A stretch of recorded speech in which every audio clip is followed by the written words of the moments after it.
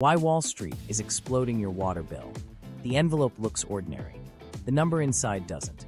$212, almost double last month. At the edge of the bill, a new line appears. System improvement fee. Dad rubs his thumb over it like the ink might smear. Mom checks the faucet like that could explain it. It runs fine. The letter tucked behind the bill says the utility changed hands last quarter. New ownership. Necessary upgrades. Regulated returns. If this lands in your kitchen next, would you even know where to push back? To understand how that fee walked into their kitchen, we need to follow the money. Back through laws rewritten, deals assembled, and a quiet shift that turned water into an investment product. The pivot, when water became an asset class. Water used to sit in the unglamorous corner of public service. Pipes, pumps, crews that knew every stubborn valve by name. The mission was simple: clean water in, dirty water out, keep it affordable, keep it safe. Then something changed. Not in the lakes or the treatment plants, on spreadsheets. Investors started calling it regulated infrastructure. That phrase matters. It means monopoly service with inelastic demand. You don't choose water like you choose cereal, and a regulator who sets rates so companies can earn a fair return. Predictable, steady, protected from recessions. For pension funds and private equity, that's catnip. The first signals showed up in conference rooms. Bankers pitched water as an asset class, alongside toll roads and airports. Pitch decks talked about demographic trends, deferred maintenance, and a scarcity premium. If climate stress made water harder to move, the capital to move it would be more valuable. Meanwhile, states opened a legal doorway. Laws modeled on Pennsylvania's fair market value statute let private buyers pay above a system's book value and then earn a regulated return on that higher price. Pay more now, collect more later, from ratepayers. Who moved first? Big regulated utilities with national reach. They had the playbook down from electricity and gas. By roll assets into a growing rate base, invest, file for rate cases, and harvest allowed returns, often 7 to 12%, on every eligible dollar. Private equity and infrastructure funds followed, sometimes teaming up with utilities, sometimes building platforms of their own. Global conglomerates saw the same dynamics and packaged operations, maintenance, and financing into turnkey offers. From their side of the table, it seemed like a win-win. Cities were broke after decades of federal disinvestment. Pipes leaked 1 trillion gallons a year nationwide. Mayors stared at 6-figure break rates and 9-figure replacement budgets. A buyer shows up promising capital upgrades, taking on debt, and wiring a one-time check big enough to patch the general fund. In exchange, the buyer gets ownership, rate cases, and time. The story traveled fast. New exchange-traded funds made it easy to buy a basket of water companies. Consultants wrote glossy reports about resilience and digital metering. Bankers staged infrastructure days, where executives promised long runways of investment. Industry code for many years of predictable spending they could put into the rate base, the pool of assets on which they'd earn returns. Inside regulatory hearings, the narrative sharpened. Companies pointed to state statutes and engineering studies to justify acquisition prices and capital plans. They called deferred maintenance a public health risk and presented the sale as the only responsible path.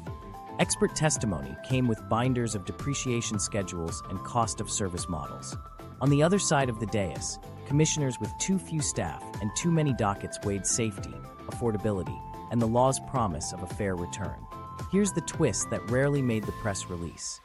The allowed return applied to the price they paid and the projects they built, not just to service delivered. The worse the neglect, the bigger the capital need. The bigger the need, the larger the rate base. And because water demand barely budges when prices rise, people still shower, still cook, the revenue felt safe. Meanwhile, a new language crept into meetings with city councils. Instead of selling the water system, it became unlocking value and modernizing through partnership. Success fees for advisors baked a bias into the process. If the deal closed, advisors collected. If the city kept the system, nobody got paid. Public works directors warning about long-term control sounded like they were fighting the future. What nobody highlighted at the podium were the downstream math and the time horizon. A fair market value law lets a buyer pay, say, double the book value. The moment regulators accept that price into the rate base, the company starts earning its allowed return on it, year after year, plus operating costs, plus debt service. The check to the city, used to plug unrelated budget gaps, doesn't reduce your bill. It increases the foundation under it. Investors love the visibility. They could model 20-year capex plans with predictable returns, then layer in financing spreads, management fees, and tax advantages. They pointed to environmental, social, and governance labels as proof of virtue. Who doesn't want clean, resilient water? The question wasn't the goal, it was the meter running under the promise.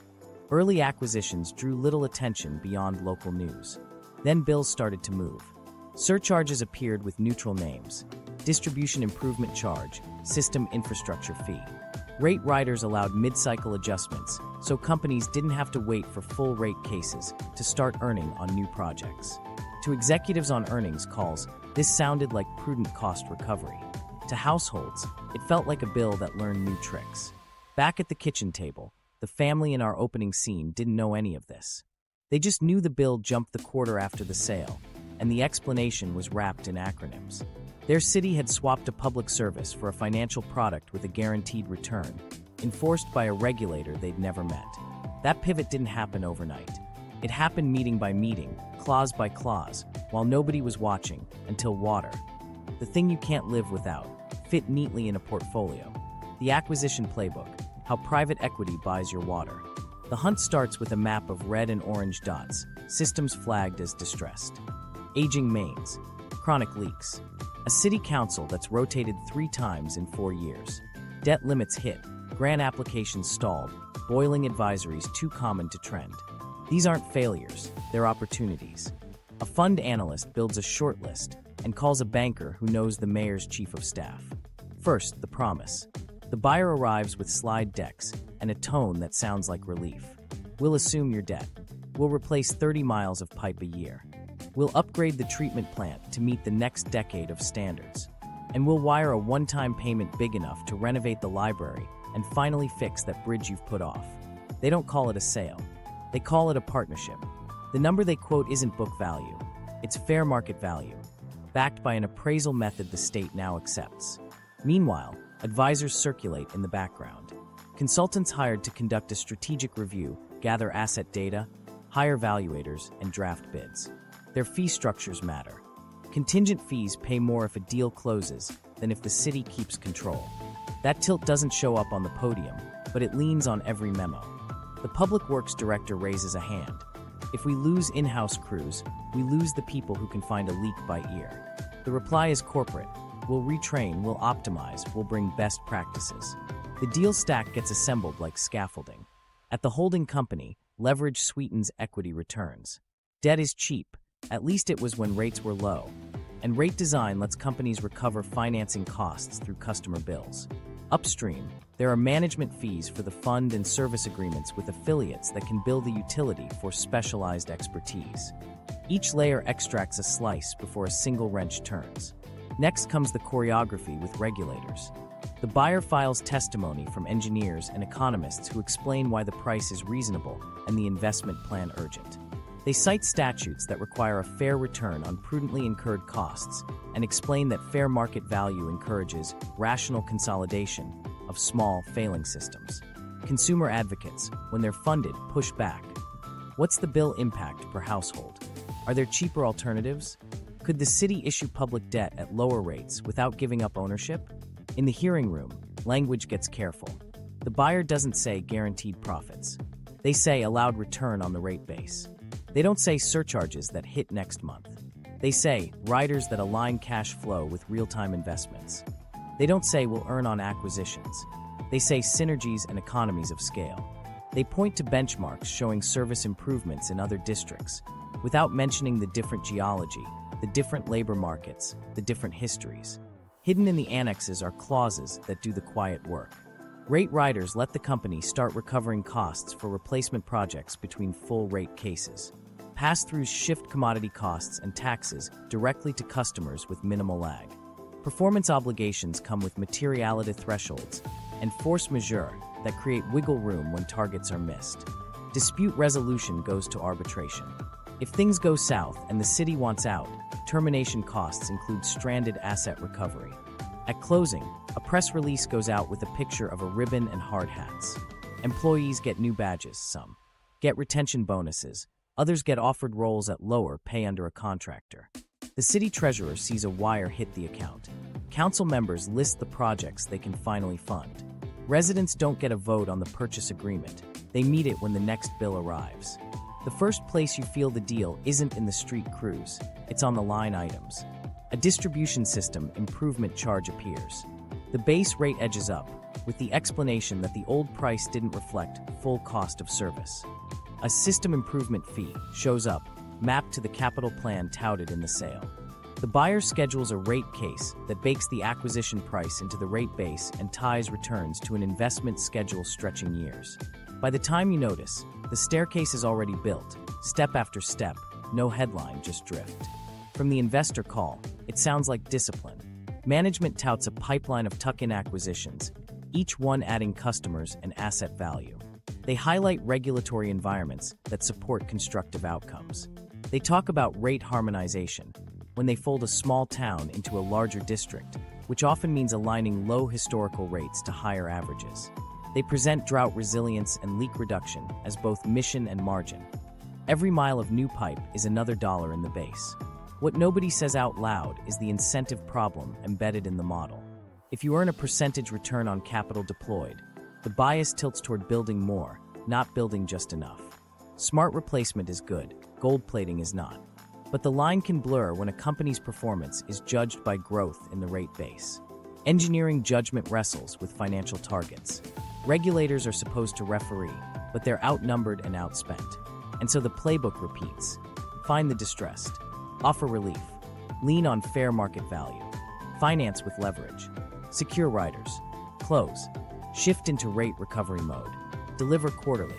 The city moves on, but the household keeps paying. The kitchen table doesn't see a partnership. It sees a bill with a future baked in. The bill shock, fees, riders, and investment recovery. The bill doesn't explain itself, it itemizes. The base rate creeps up a few dollars. Then a distribution system improvement charge, a purchased water adjustment, a system improvement fee that wasn't there last cycle. Each line sounds technical, harmless, like a part number. Together they move the total in a way you feel in your bank account. The letter says these changes reflect necessary investment recovery. That phrase becomes the hinge between the kitchen table and the balance sheet. Here's the math that hides in those lines. Regulators allow a return on the rate base, the value of assets used to provide service. If the allowed return is 9%, every eligible dollar put into that base earns 9 cents a year before operating costs, taxes, and depreciation. When a company pays a high fair market value for a system and then accelerates capital spending, miles of pipe, meters, plant upgrades, the rate base grows. A higher base at a steady percent equals more dollars out of customers every year. The riders exist to start that recovery sooner, between full rate cases. Mid-cycle riders change the rhythm of billing. In the past, a utility made a case every few years, showed what it spent, and adjusted rates all at once. Now, a rider lets them file a narrow request. We replaced mains this quarter, we installed meters, approve a surcharge to recover those costs now. The argument is cash flow alignment. The effect is a bill that can rise in steps, without the headline of a big case. It feels like drift, but it's design. Deferred maintenance gives this engine fuel. If pipes were neglected for years, replacements can be framed as urgent and overdue. That's true, leaks waste water, breaks cause boil notices, but urgency also justifies scale. A 10-year replacement plan can become a 5-year sprint. Front-loading CAPEX puts more in the rate base sooner, which compounds the allowed return across the plan. Households aren't just paying for water. They're financing the investment schedule with a return baked on top. In one small shop on Main Street, the owner opens her bill, does a startled double take, and then looks at payroll. She runs a bakery. Water is in everything: mixers, steam, cleaning, the constant hand washing that keeps inspectors happy. The hit isn't just the total, it's the unpredictability. Last quarter, she budgeted against one rate. This quarter, a rider pushed it higher. She has to decide whether to raise prices on bread that already feels expensive or cut a shift. Neither option feels like infrastructure improvement. She pins the bill to a corkboard labeled non-negotiables and circles the fee in red. Supporters of the model don't dodge the cost. They'll tell you old systems need capital and public budgets won't cover it. That's real. When a main breaks under a hospital driveway, someone has to pay to fix it and replace the next mile before it fails. The question isn't whether to invest, it's who captures the upside from that investment. In a regulated model, the company earns a return for decades. If the project reduces leaks, lowers energy use, or cuts chemical costs, those savings can show up as lower operating expenses and improved margins.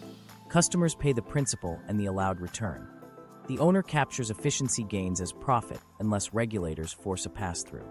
Another detail lives in the meter upgrade pitch. Smart meters reduce manual reads, catch leaks faster, and smooth billing. They also create a new asset class, tens of millions in devices and software that enter the rate base. Vendors sell them with performance guarantees, but the utility earns on the hardware either way. When leaks decline, non-revenue water drops. The company can claim improved service, while the bill rises to cover the investment that made that improvement possible. It's not a contradiction, it's the model. Look at the fee names again. A system improvement fee sounds like a one-time bump. It rarely is. It's often linked to an ongoing plan with target miles of pipe per year. When the plan renews, the fee can too. A purchased water adjustment passes through higher wholesale costs from a regional provider. That's fair, unless the company negotiated the wholesale terms. A distribution charge reflects the network's fixed costs spread across fewer gallons if conservation kicks in. Households that use less still pay more to cover the math of fixed assets earning fixed returns. There's also the harmonization effect. When a private owner rolls a small system into a larger district, rates align across the territory. If your town's been cheap historically, alignment moves you toward the higher average. It's framed as fairness, same service, same rate. It also lifts revenue per customer without a single new project in your street. The people most exposed sit at the edges. Renters whose water is bundled into rent, seniors on fixed incomes, small towns where a dining room's tips decide the heat bill. Income-based relief exists in some places, but enrollment is low and paperwork heavy. Shut-off policies vary. In places that allow it, past due accounts can move into liens, then mortgages, then property risk.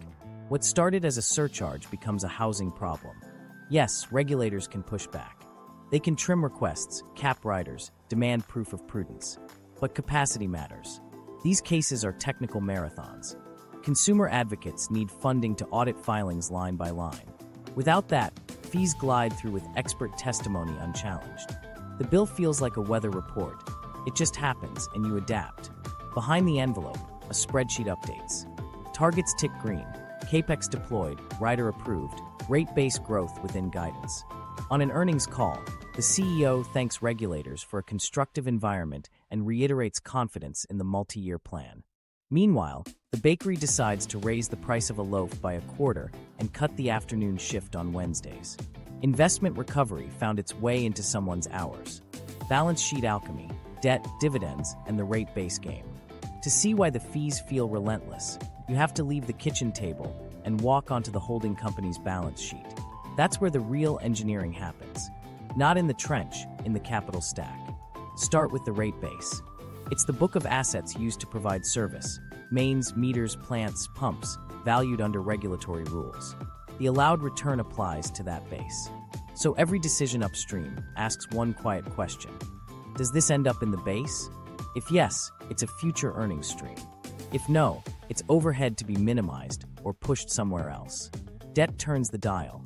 When interest rates were low, debt financed most acquisitions and capital plans. In a regulated framework, companies argue that prudent financing costs should be recovered in rates. That means the holding company can borrow cheaply, buy a system at fair market value, invest aggressively, and recover both depreciation and a return on the undepreciated balance through bills. Equity collects the spread between the allowed return and the blended cost of capital.